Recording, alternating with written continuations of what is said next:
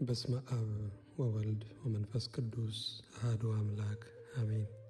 የዕለት ወንጌል የሉቃስ ወንጌል ምዕራፍ 19 ከቁጥር 1 እስከ ፍጻሜ።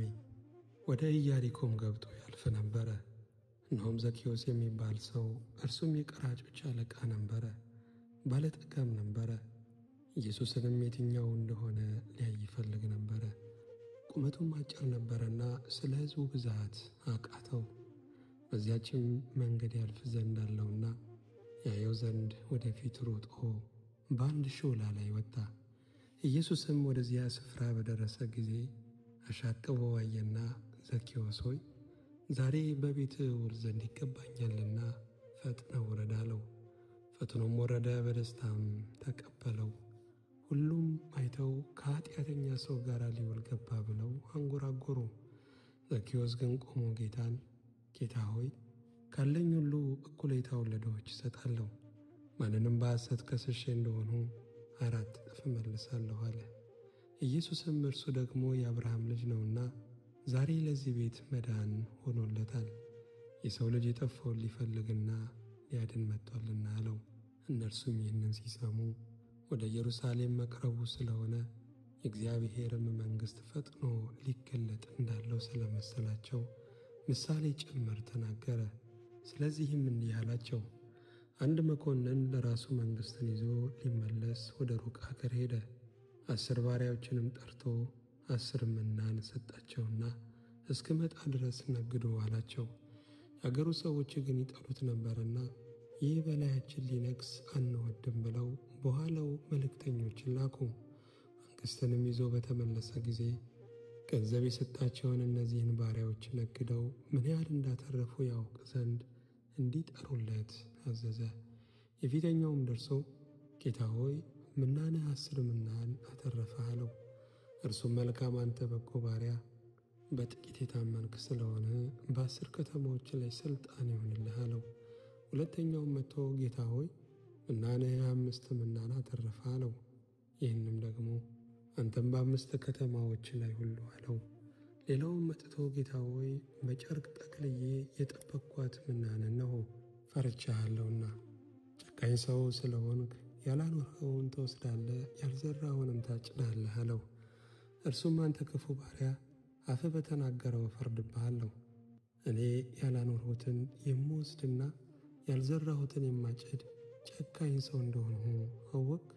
ምነው ገንዘቤን ለለዋጮች አደራ ያልሰጠኸው? እኔም መጥቼ ከትርፉ ጋር ወስደው ነበር አለው። በዚያም ቆሙ የነበሩትን ምናኑን ውሰዱበት፣ 10 ምናን ላለውም ስጡት አላቸው። እነርሱም ጌታ ሆይ 10 ምናን አለው አሉት። እላችኋለሁ ላለው ሁሉ ይሰጠዋል፣ ከሌለው ግን ያው ያለውስ እንኳ ይወሰድበታል። ነገር ግን እነዚያን በላያቸው ልነግሥ ያልወደዱትን ጠላቶቼን ወደዚያ አምጧቸው፣ በፊቴም ረዷቸው። ይህንም ከተናገረ በኋላ ወደ ኢየሩሳሌም ሲወጣ ይቀድማቸው ነበር። ደብረ ዘይትን በሚባል ተራራ አጠገብ ወዳሉት ወደ ቤተ ፋጌና ወደ ቢታንያ በቀረበ ጊዜ ከደቀ መዛሙርቱ 2ቱን ላከና በፊታችሁ ወዳለችው መንደር ሂዱ፣ ወደ እርሷም ገብታችሁ ከሰው ማንም ገና ያልተቀመጠበት ውርንጫ ታስሮ ታገኛላችሁ፣ ፈታችሁ አምጡት። ማንም ስለምን ትፈታላችሁ ብሎ ቢጠይቃችሁ እንዲሁ ለጌታ ያስፈልገዋል በሉ አላቸው። የተላኩትም ሄደው እንዳላቸው አገኙ። እነርሱም ውርንጫውን ሲፈቱ ጌቶቹ ውርንጫውን ስለምን ትፈቱታላችሁ አሏቸው። እነርሱም ለጌታ ያስፈልገዋል አሉ። ወደ ኢየሱስም አመጡት። በውርንጫውም ላይ ልብሳቸውንም ጭነው ኢየሱስን አስቀመጡት። ሲሄድም ልብሳቸውን በመንገድ ያነጥፉ ነበር። ወደ ደብረ ዘይትም ቁልቁለትም አሁን በቀረበ ጊዜ ደቀ መዛሙርቱ ሁላቸው ደስ እያላቸው ታምራትን ሁሉ ስላዩ በታላቅ ድምፅ እግዚአብሔርን ሊያመሰግኑ ጀምረው በጌታ ስም የሚመጣ ንጉሥ የተባረከ ነው፣ በሰማይ ሰላም በአርያም ክብር አሉ። ከሕዝብም መካከል ከፈሪሳውያን አንዳንዱ መምህር ሆይ ደቀ መዛሙርትህን ገሥጻቸው አሉት። መልሶም እላችኋለሁ እነዚህ ዝም ቢሉ ድንጋዮች ይጮኻሉ አላቸው። ሲቀርብም ከተማይቱን አይቶ አለቀሰላት እንዲህ እያለ ለሰላምሽ የሚሆነውን በዚህ ቀን አንቺስ እንኳ ብታውቂ፣ አሁን ግን ከዓይንሽ ተሰውሯል። ወራት ይመጣብሻልና ጠላቶችሽም ቅጥር ይቀጥሩብሻል፣ ይከቡሻልም፣ በየበኩሉም ያስጨንቁሻል። አንቺንም በአንቺም ውስጥም የሚኖሩትን ልጆችሽን ወደ ታች ይጥላሉ። በአንቺ ውስጥም ድንጋይ በድንጋይ ላይ አይተውም።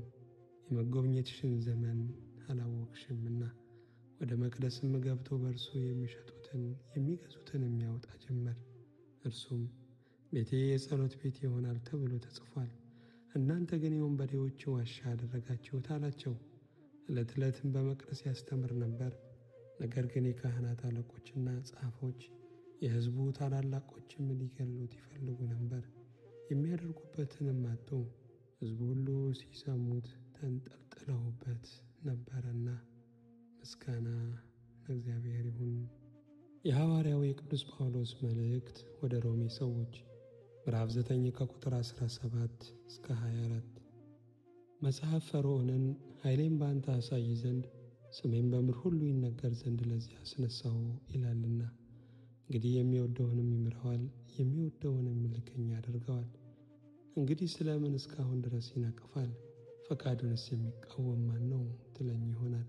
ነገር ግን እግዚአብሔር ቁጣውን ሊያሳይ ኃይሉንም ሊገልጥ ወዶ አስቀድሞ ለክብር ባዘጋጃቸው በምሕረት ዕቃዎች ላይ የክብሩን ባለጠግነት ይገልጥ ዘንድ ለጥፋት የተዘጋጁትን የቁጣ ዕቃዎች በብዙ ትዕግሥት ከቻለ እንዴት ነው?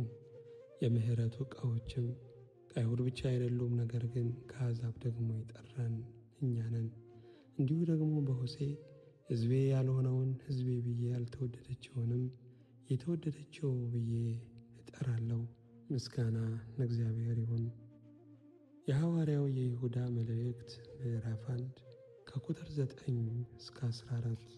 የመላእክት አለቃ ሚካኤል ግን ከዲያብሎስ ጋር በተከራከረ ጊዜ ስለ ሙሴ ሥጋ ሲነጋገር ጌታ ይገሥጽ አለው እንጂ የስድብን ፍርድ ሊናገረው አልደፈረም።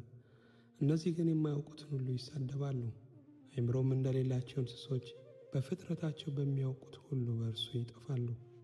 ወዮላቸው! በቃየል መንገድ ሄደዋልና፣ ስለ ደመወዝም ለበለዓም ስሕተት ራሳቸውን አሳልፈው ሰጥተዋል፣ በቆሬም መቃወምም ጠፍተዋል። እነዚህ ከእናንተ ጋር ሲጋበዙ በፍቅር ግብዣቸው እንደ እድፍ ናቸው። እንደ እረኞች ያለ ፍርሃት ራሳቸውን ይጠብቃሉ። በንፋስ የተወሰዱ ኃይል የለባቸው ደመናዎች፣ ፍሬ የማያፈሩ 2 ጊዜ የሞቱ ከነሥራቸው የተነቀሉ በበጋ የደረቁ ዛፎች፣ የገዛ ነውራቸውን አረፋ እየደፈቁ ጨካኝ የባሕር ማዕበል፣ ድቅድቅ ጨለማ ለዘላለም የተጠበቀላቸው የሚንከራተቱ ከዋክብት ናቸው። ከአዳም ጀምሮ 7ተኛ የሆነ ሄኖክ እነሆ ጌታ በሁሉ ላይ እንዲፈርድ በኃጢአተኝነት ምስል አደረጉት። ስለ ኃጢአተኛ ሥራቸው ሁሉ ዓመፀኞችም ኃጢአተኞች በእርሱ ላይ ስለተናገሩ ስለ ጭከና ነገር ሁሉ ኃጢአተኞችን ሁሉ እንዲወቅስ ከአእላፋት ቅዱሳኑ ጋር መጥቷል ብሎ ለእነዚህ ደግሞ ትንቢት ተናገረ። ምስጋና ለእግዚአብሔር ይሁን። የማቴዎስ ወንጌል ምዕራፍ 18 ከቁጥር 15 እስከ 21። ወንድምህም ቢበድልህ ሄደህ አንተና እርሱ ብቻችሁን ሆናችሁ ወቀሰው። ቢሰማ ወንድምህን ገንዘብ አደረግከው፣ ባይሰማ ግን በ2 ወይም በ3 ምስክር አፍ ነገር ሁሉ እንዲጸና ዳግመኛ 1 ወይም 2 ካንተ ጋር ውሰድ። እነርሱንም ባይሰማ ለቤተ ክርስቲያን ንገራት። ደግሞም ቤተ ክርስቲያንን ባይሰማት እንደ አረመኔና እንደ ቀራጭ ይሆንልህ። እውነት እላችኋለሁ በምድር የምታስሩት ሁሉ በሰማይ የታሰረ ይሆናል፣ በምድርም የምትፈቱት ሁሉ በሰማይ የተፈታ ይሆናል። ደግሞም እላችኋለሁ ከእናንተ 2 በምድር በማናቸውም በሚለምኑት ነገር ሁሉ ቢስማሙ በሰማያት ካለው ከአባቴ ዘንድ ይደረግላቸዋል።